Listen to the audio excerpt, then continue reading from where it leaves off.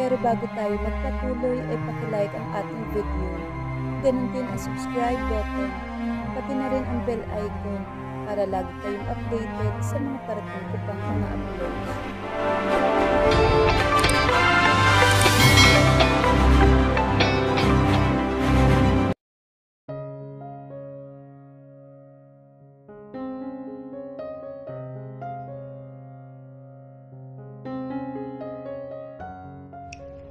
Sa buong buwan na pinipilit nilang kumuha ng appointment sa AC Shipping Company at sa wakas, binigyan sila. Ang importante, makilala niya ito. Paghahandaan niya ang pakikita nila. Nakasuot siya ng blue blazer and a pencil skirt. Nakatuck-in ang puting blouse niya. Nakaponytail ang kanyang lampas balikat na buhok. Saka naglagay siya ng light makeup. Dapat ay confident siyang humarap dito para hindi ito makahalata na may iba pa siyang motive. Ang mainlove ito sa kanya at magpakita ng interes. At alam niyang magsiselos ang kapatid niya. Sumakay siya sa kanyang kotse at pinaandar ito. The office building is not tall, but the design is impressive. Nakaharap ito sa dagat at garden ang nasa paligid. Private compound, kaya hindi dinadaanan ng sasakyan.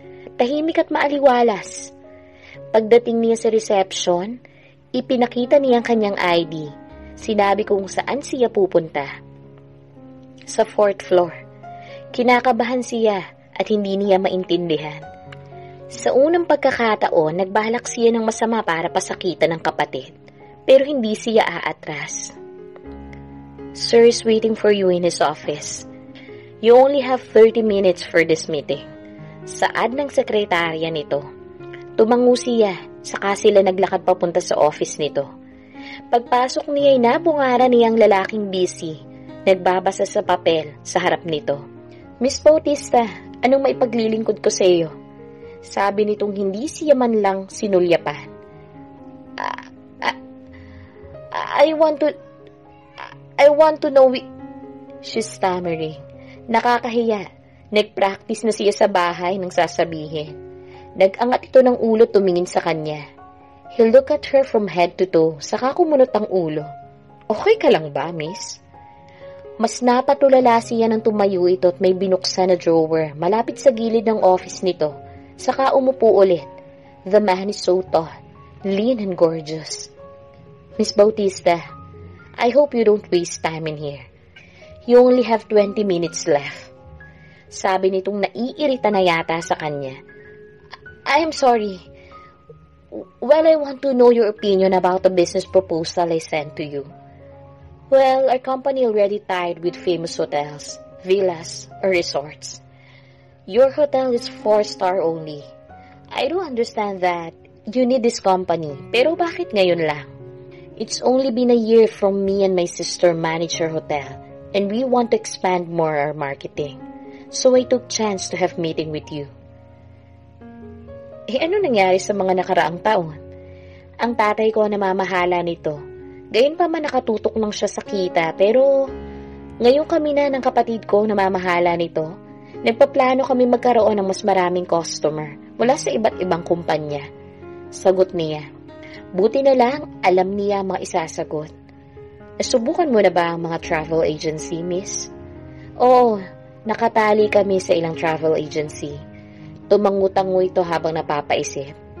Maari ka ring manatili sa aming hotel para maranasan ang aming mga serbisyo at kung ano ang aming inaalok. Sabi niya dito. Yeah, not bad idea. Then my secretary will give you an update. Sabi nito, saka nagpatuloy sa ginagawa. Mukhang walang interes sa kanya. Inaasahan ko ang iyong tawag. Sabi niya. Okay, good day, Miss Bautista. Sabi nito, saka tumayo at sinuot ang tuxedo. Saka kinuha ang mga papel na binabasa nito kanina. Mukhang aalis na. I have a meeting in the conference room. Excuse me. My secretary will help you find the way. Sabi nito saka umalis. Tinulungan naman siya ng sekretarya nito para makalabas ng building. Pagpasok niya sa kanyang sasakyan, nainis siya sa kanyang sarili. Ano ba naman ang nagawa niya? Pinahiya niya ang kanyang sarili. Hindi niya inayos ang pagpapakitang gilas. Siya pa talaga ang natameme.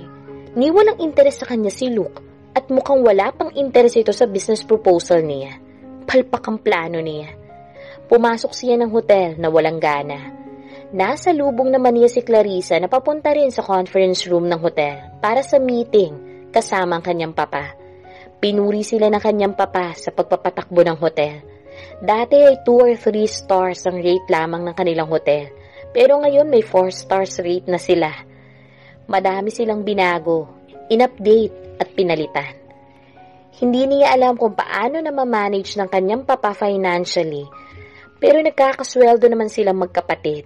Pantay ang sweldo nila kahit mas maraming sakop ang trabaho niya. Ang kapatid ay madalas palpak ng trabaho o kaya naman pinipersonal ang trabaho. Kung hindi dahil sa kanya, malamang marami nang nag-resign sa hotel nila na maayos na empleyado. Matapos ang meeting, nagpaiwan sila magkapatid sa conference room kasama ang kanilang papa. So I heard, nagpagawa ka ng business proposal sa sekretary mo last month. What's that for? Tanong ng kanyang papa. I'm planning of sending more business proposals sa mga travel agency, papa. Hindi lang dito sa Manila, so we can have more customers during the peak season. I mean for companies who will have seminars here in Manila or even school trips. Pagsisinungaling niya. Ayaw niyang malaman ito na may binabalak pa siyang iba. Nice plan sa Ami. And you, Clarissa, is it true that soon magpapakasal ka? What are these rumors na naririnig ko? Puna ng kanyang papa kay Clarissa. Nagulat siya, napatingin kay Clarissa. It's not Luke. Pag si Luke, then it should be in the news. Napangiti si Clarissa sa katumango. Actually, Dad, hindi pa siguro malapit na. Pero mabagal naman tayo. Someone I know? Tanong ng kanyang papa. Maybe, Papa. I will introduce to both of you sa next date namin. Sabi nitong kilig na kilig pa talaga. I hope that is a good man. Not like those past boyfriends of yours, anak. Paalala ng kanyang papa. Isang perpektong lalaki, Papa. Huwag kang mag-alala. Pasigurado ni Clarissa, looking at her with a big smile. Tumangutang-ngung kanyang papa. Sa dami ng naging ex-boyfriend nito, halos hindi na niya maalala mga pangalan. Samantalang siya, si Ted ang kanyang first love. Sa dami na nagkakagusto sa kanya. Pagkatapos ng meeting, pumunta siya sa opisina, tinawagan ng kaibigan.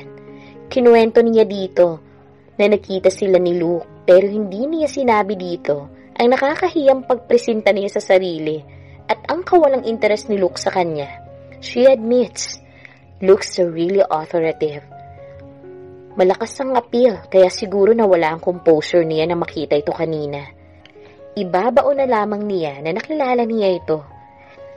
Nagpatuloy ang pagtatrabaho niya sa hotel at tinitiis na lamang ang mga gawain ng kapatid. Wala na yatang balak gawin kundi inisin siya. Busy siya sa pag-aayos ng schedule sa hotel. May wedding event sa event hall nila every week at gusto niyang maayos ang lahat para maganda ang experience ng kanilang mga customers. Clarissa can't handle the work. Madalas ay late ito pagpasok at mainit pa ang ulo. Sa dami ng gagawin, napapagod rin naman siya. Sa sobrang pagod, ay natutulog na siya sa isang room sa hotel. Normal room lamang ang pinipili niya, kung saan pwede siya magpahinga at maligo o magbihis. Isa lang ang rule ng kanyang papa, no man allowed paggagamit sila ng room sa hotel. Nakikipag-date si Clarissa sa restaurant ng hotel, sa swimming pool or sa spa. Samantalang siya, naghihintay lamang ng pagkakataon para makita ang first love niya. Sa dami ng papel sa harapan niya, tumayo siya ng konti at umupo sa kanyang maliit na sofa sa office. Kumatok ang kanyang sekretarya saka pumasok. Ma'am, may tawag po kayo kay Mr. De Castro. Sabi nito. Agad siyang tumayo at kinuha ang tawag. Yes, Mr. De Castro. I've been waiting for your call. Matamis niyang sabi dito. Well, I'm considering your business proposal. My colleague and I are planning to stay in your hotel next week. 2 days, probably. Great! Just send me the full details of your arrival. Then I will arrange everything for you. This is our chance to show you how we take care of our customer in this hotel. Sagot niya. Saka sila nagpalitan ng phone number. Gusto niyang asikasuhin ito ng personal. Di nagtagal ay may dumating itong message para sa booking nito sa hotel. Balak niyang i-reserve ang room pag malapit na ang araw. Gusto niyang sorpresahin ng kapatid. Ngumiti siya. Nasa ayon pa rin ang kanyang plano. Ang makita ng kapatid niya na kasama niya si Luke ay malaking bagay na dito. Alam niyang si Luke ang tinutukoy nito sa huling pag-uusap nila kasama ang kanyang papa. Pero malalaman niya lamang ang totoo pag nakita niya talagang pakakasalan ng kapatid niya ito. Sa 2 araw na lumipas ay baliwala sa kanyang pagod. Parang hindi siya napapagod sa dami ng trabaho. Masaya siya kapag masaya ang customer na umaalis at masaya din ang mga staff. Pagkabook niya ng reservation ni Luke, agad niyang hinanap si Clarissa pero wala ito. Nag-sick leave at babalik daw sa susunod na linggo. So hindi nito makikita si Luke? Di bale na. Alam ng assistant nito ang mga galaw ni Clarissa. Alam niyang sasabihin nito ang lahat ng galaw niya. Dumating si Luke at ang kaibigan nito sa kanilang hotel. Kinikilig lahat ng mga staff na nakakasalubong ng mga ito. Nag-uunahan ng mga staff sa pag-a-assist sa mga guests. Pero balak niya na siyang mag-tour kay Luke sa kanilang hotel. Gusto niyang makita ng lahat na magkasama sila ni Luke. Inaral niyang lahat ang sasabihin at gagawin pag VIP ang guest nila, kaya alam niyang walang problema. Na-orient na rin niya mga staff sa kanilang trabaho pag may importanteng bisita.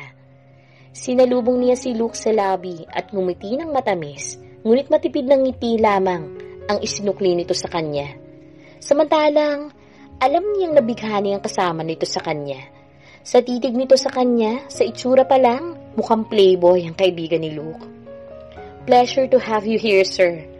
I will show you your sweets. Bati niya sa mga ito. I'm James. Nice to meet you. Pakilala nito. Masaya naman niyang inabot ang kamay nito at ngumiti. I'm Samantha, but call me Sam, General Manager of this hotel. Sagot niya. Luke just looking at them, especially to her. Hindi niya alam kung galit o naboboard. Shall we go? Sabi niya, saka na unang maglakad. Sumunod naman si Luke at si James. Pumunta sila sa elevator at siyang pumindot. Sa top floor ang pinindot niya.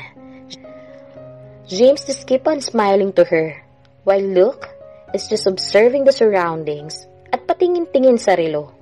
Ito ba ang type ng kapatid niya? Like he's so boring. And like a stone.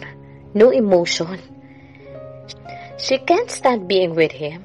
Nai-intimidate siya. Pagdating sa top floor, ay una na ang room ni James, saka sumunod ay ang room naman ni Luke. You can relax. I will show you around tomorrow. Is it okay in the morning? Tanong niya kay Luke. Can you join us tonight for dinner then? A drinks after. Let's relax. Sabat ni James na pagtatanong niya. 10 in the morning is fine. Yeah, join us for dinner if you're free. Yaya nito sa kanya. My pleasure to join you guys. Is 7 o'clock fine? Yun ang sinabi niyang oras para may sapat siyang oras mag-ayos. Tumango si Luke at sumagot naman si James. Perfect time. See you downstairs. Sabi nito. Saka siya nagpaalam at pumunta sa elevator. Oh my! Kabado siya sa buong oras na kasama si Luke. Kung wala si James, baka umalis na siguro ito. Mukhang hindi ito mai-impress sa kanya. Pagdating niya sa kanyang office, agad niyang pinareserve ang dinner meeting nila, saka pumunta sa sariling room. Naligo siya saka nagpalit. Dinner meeting ang pupuntahan niya, pero gusto niya pa rin na magpa-impress sa mga ito. Nagsuot siya ng body-hugging dress na kulay black. Off-shoulder ito at hanggang tuhod lang ang haba. Kitang-kitang kurba ng kanyang katawan. Saka siya nag-makeup ng kaunti lang at hinayaan niyang nakalugay ang kanyang buhok. Nasihan siya sa nakita sa salamin. Kinuha niya ang kanyang purse at umupo sa sofa. After 15 minutes, lumabas siya at bumaba ng restaurant. Sanay ang mga staff na nakikita siyang naka-business attire. Kaya lahat ng nakakasalubong niya, pinupuri siya. Luke and James are in the table. I apologize for being late. Sabi niya sa mga ito. You are worth waiting. Sabi ni James at tinulak pa ang kanyang upuan. Luke seems didn't mind. Kung dumating na siya, Tinignan lamang siya pero hindi nagsasalita. Dahil round ang table ay nasa gitna siya ni James at Luke. Dumating ang waiter at agad silang nag-order ng pagkain. Lively si James kausap. Friend pala nito galing Cebu from business. At nagkataong may business ito sa Manila ngayon. Luke is just talking when it comes only about the hotel. Pinipilit niyang maging sweet kay Luke kahit alam niyang Luke is not interested at all.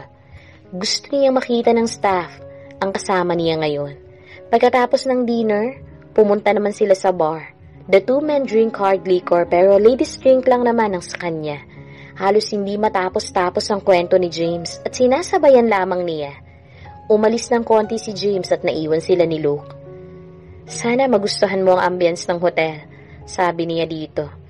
Oo nga maganda. Classic. Gaya nga ng sabi mo, kare-renovate mo lang ng hotel. Para nga naman hindi masama ang kita. Sapat ang budget mo para iparenovate ito. Komento nito. My dad is only the one who managed the finances of the hotel. Sagot niya. Tumangulang ito. Kumusta ang suite? May kailangan ka pa ba? I'm good. It's amazing that the view from the balcony was also nice. Sagot nito saka binuksan ng sariling cellphone. Napangiti siya dito sa kanyang mga narinig. Pero naiinis siya sa trato nito sa kanya. I'm happy that you like the suite, also the ambience, sabi niya, at uminom ng cocktail drink. Bumalik si James at may kasama itong babae. Meet Cherry, my friend. Is it okay if we continue our party in my suite? Tanong nito sa kanila. Nakipagkamay sila dito saka tumingin si Luke sa kanya at si James. Hindi niya alam ang isasagot, pero dahil gusto niyang makita ng mga ito na cool siya, tumango siya. Pumunta silang apat sa suite ni James. The lady is so interested to Luke. The lady is wearing a red tube dress above the knee. Pag umupo ito, litaw na halos ang buong legs nito. Luke smiled to her. Maybe she's her type. Balak niyang uminom pa ng isang baso at aalis na siya. Nawala na sa business ang pag-uusap nila. James like her, but she knows his style. Papakisamahan niya lamang ito. The night went on at hindi niya namalayan na nalalasing na pala siya. Kinaumagahan nagising siya pero not in her room, not in their house, not in her condo. Kinapa niya ang sarili. She's wearing her underwear pero ang suot niya ay white t-shirt. Tumayo siya kaagad. Hindi niya alam kung nasang suite ba siya, kung nasa suite pa ba ni James. Nasaan si James? Si Luke at si Cherry. Wala ang kanyang bag kaya lumabas siya ng kwarto. Luke is sitting in the balcony drinking coffee. Hindi niya makita si James. Kahit hiyang-hiya lumapit siya dito. Hi, good morning. I'm sorry. I'm really sorry. Paghingi niya ng paumanhin. So, nakatulog ka ba na maayos? Pinadala ko yung damit mo sa laundry kasi nagsuka ka kagabi. Tapos yung bag mo nasa loob ng kwarto. Sabi nito. No emotions. Parang naiinis pa nga sa kanya. Thank you. I'm sorry. This should not be happening. I lost control last night. Sagot niya. Nagkibit palikat ito saka nagsalita. Ignoring her apologies. I'm impressed with the hotel. The facilities, the staff, and the location. Yet I don't think that I need to take care of you. So let's just continue the tour around the hotel after breakfast. Malamig nitong sabi. Hindi siya nakasagot. She needs to compose herself sa sinabi nitong pagtutur sa hotel. Kaya naglakad na siya at bumalik sa kwarto. Narinig niyang may nag-doorbell pero hindi niya ito pinansin. Baka room service ni Luke. Binuksan niya ang closet. Maayos na nakalagay ang mga gamit ni Luke. No surprise knowing his personality. Nakita niya ang bag pero naka-off ang kanyang phone. Naubos yata ang battery. She needs her clothes before going out of his suite. Lumabas siya ng kwarto at nagulat siya nang makita ang kanyang papa at ang kapatid na nakaupo sa sofa. Luke was also there, sitting in front of them. Tinignan siya ng kanyang papa from head to toe. Nagtitimpi sa galit ang kanyang papa at nakakamatay naman ang tingin ni Clarissa sa kanya. Luke is wearing maybe his underwear and bathrobe. Iisipin talaga ng makakakita sa kanila na may nangyari. Pa, I can explain. Sasabihin mo din ba na there's nothing happened between the two of you, ha? Tanong ng kanyang papa. Believe us, Papa. This was my fault, sagot niya. Tumangutango ito. Whether it's your fault or not, make sure na pagkalabas mo ng suite na to, you will marry that man. Sabi ng kanyang papa at tumayo. Nagulat silang pareho ni Luke. Papa! It's not what you think! Pagsusumamo niya sa kanyang papa. Luke is sitting with his head down. Hindi niya alam kung anong iniisip nito. Papa, don't overreact. Pakinggan muna natin sila, sabat ni Clarissa. Alam niyang naiinis ito. Kung wala ang kanyang papa at si Clarissa lamang ang nakakita sa kanila, masaya sana siya. Magbihis ka, saka tayo mag-uusap sa opisina. Let's go, Clarissa. Sabi ng kanyang papa. Pero papa, habol niya. Pero hindi ito tumingin. Sumunod naman si Clarissa sa kanyang papa na naiinis. Pagkasara ng pinto, napatayo si Luke, looking at her angrily. I will fix this. Na-misunderstood lang nila ang lahat. I will call the laundry to bring my clothes. Saad niya. I just helped you last night. You were drunk. Sana iniwan na lang kita sa room ni James. If I know this will happen. Lumabas ito sa balcony at may tinawagan. Tinawagan niya ang laundry service ng hotel para i-deliver ang kanyang damit. She needs to talk to her father right away. Di nagtagal dumating ang kanyang damit. Nahihiya siyang tignan ng staff na nagbigay sa kanya. Pumasok siya ng banyo at agad na sinuot iyon. Ano bang katangahan ang napasukan niya? Pagkabihis ay kinuha niya ang bag saka pinuntahan sa balcony si Luke. I'm going. I will talk to you later. I apologize for this. Nakakahiya naman. Aayusin ko to, promise. Sabi niya dito. I'm leaving after breakfast. I have a meeting coming up. Sabi nito saka nilagpasan siya at pumasok sa loob. Tumango siya. Alam niyang failed ang partnership niya sa company nito. Sa mga nagawa naman niya, she can't blame him. Agad siyang pumunta sa office ng kanyang papa. She needs to clear this problem. Pagpasok niya, ay nakita niya ang kanyang papa na nagkakape. Hindi mabasa ang muka. Papa, this is just a misunderstanding. We just had party last night. Nalasing ako kaya natulog ako sa suite niya. There's nothing going on between us. Don't fool me. Dito pa talaga sa hotel ka nagkakalat, ha? All the staff are talking about you. I'm doing this for you.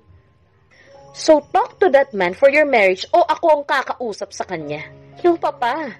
I will not marry that Luke. She came here for business, Papa. He's a business tycoon. Mabuti pa nga at pinagbigyan niya ako sa business proposal na inoffer ko. Hindi niya alam kung muni-muni pa ba na nagliwanag ang mukha ng kanyang papa sa sinabi niya. You call that business? Together in the suite? Mabuti pa si Clarissa kahit malikot, not in our hotel. I can't believe na ikaw pa talaga ang gagawa ng ganito. Marry that guy bago may magawa pa akong masama. Madiing saad ng kanyang papa. You're kidding, Papa. Sabi niyang nagulat sa sinabi nito. Paglabas niya sa pintuan ng office ng kanyang papa, naabutan niya naghihintay si Clarissa.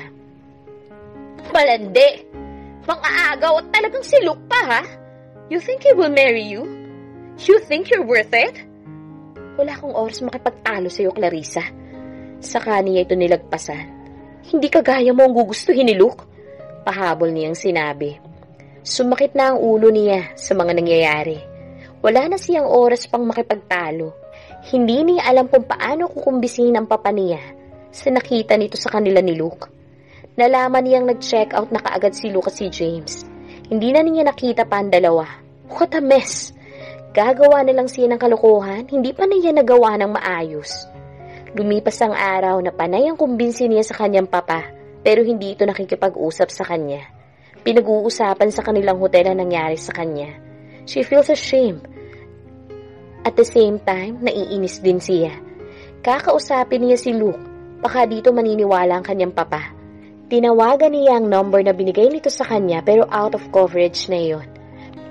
Pinuntahan niya ito sa office pero hindi siya nito hinarap. Busy, yun ang madalas sabihin ng sekretary nito. Ilang beses niya ulit itong tinawagan pero walang sumasagot. Kinulit niya ng kinulit ang sekretaryo nito hanggang sinabi nito na nagpapahinga ito sa penthouse, sa pinakamataas na floor ng building. Naglakas loob siyang bisitahin ito sa penthouse.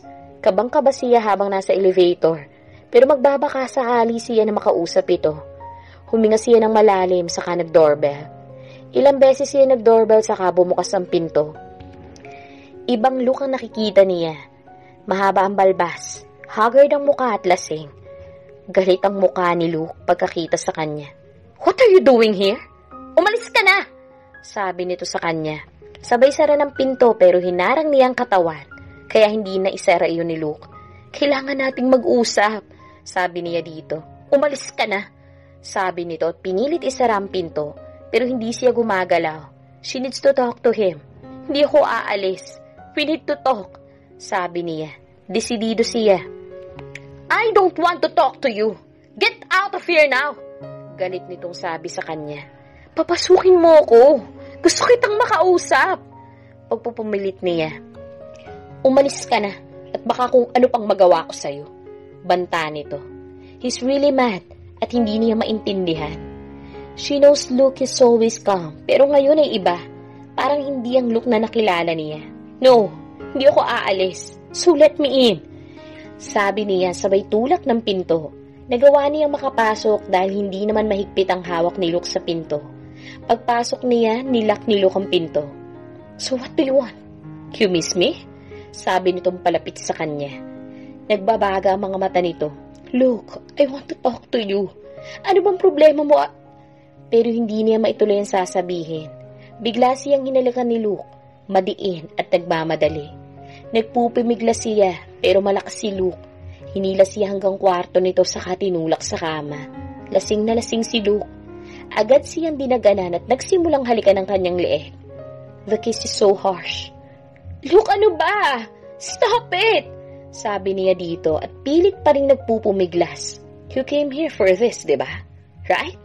Let's do it," sabi nito. At pinagpatuloy ang ginagawa. Tinaas nito ang kanyang blouse at agad na hinawakan ang kanyang mga dibdib. Saka hinalikan ang kanyang nipple. Minsan kinakagat-kagat pa. Kahit nagugustuhan niya ang nangyayari, pinipilit niyang labanan. But he is too strong. Kahit anong piglas niya, nagagawa pa rin itong matanggal ang kanyang pantalon. Nagmamadali itong gumalaw. "You want this, ha?" tanong nito, habang panay ang haplos at halik sa kanyang katawan. Mismong siya, nawawala na rin ang kontrol sa sarili. Nagpaubaya siya ng buong buo kay Luke. Ramdam niya ang biglang pasok ng pagkalalaki ni Luke sa kanya. Sobrang sakit ng kanyang naramdaman, kaya huminto saglit si Luke at gumalaw ng dahan-dahan. Hanggang na masanay siya, bumilis na ang paggalaw nito sa kanyang ibabaw. Sarap na sarap sila sa isa't isa, hanggang sabay silang nag-orgasmo. Naulit pa ng pangalawang beses ang nangyari. Umalis si Luke sa kanyang ibabaw at humiga sa kanyang tabi. Hingal na hingal sila. Tumayo si Luke and wears back his boxers. Saka hinarap siya. Nakatakip ng kumot ang kanyang katawan. "Sabihin mo sa tatay mo na ikakasal tayo next month," sabi nito. "Nandito ako para humingi sa'yo ng tulong para mag-explain sa tatay ko na hindi tayo dapat magpakasal," sagot niya. Hinarap siya saka ngumiti. "Your father keeps on insisting that there's something happened to us. Your family do dirty business. Nice plan. You caught a big fish." Saad nito, saka tinignan siya sa ayos niya at nagtuloy naglakad papunta sa banyo. Kahit masakit ang katawan, bumangon siya, sinuot ang pantalon. Ang blouse niya ay sira na kaya sinuot niya ang hinubad ni Luke. Nagmadali siyang kumuha ng gamit at lumabas. Mabuti na lamang gabi na kaya ang guard na lang ng building ang nakakita sa kanya ng ganoong oras. Luke's POV. Pagkatapos maligo, wala na sa kwarto niya si Sam. Lumabas siya ng kwarto pero wala na ito sa salas kaya bumalik siya ng kwarto. Magulo ang kama. Umupo siya at sumandal sa headboard ng kama para mag-isip. Nakita niya ang konting dugo sa gitna ng kama. What happened to them? Napapikit siya. Sam is a virgin. Siya ang nakauna dito. Di niya mapagilan ng sarili. He's so angry. Her father visited him yesterday at nagbabanta sa kanya. Her father bluffed him at pinipilit na may nangyari sa kanila. He showed him the CCTV of the hotel where he carried Sam and bring into his room. He was just polite that time. player si James at alam niya kung anong ugali nito, but his good deed turned into a nightmare.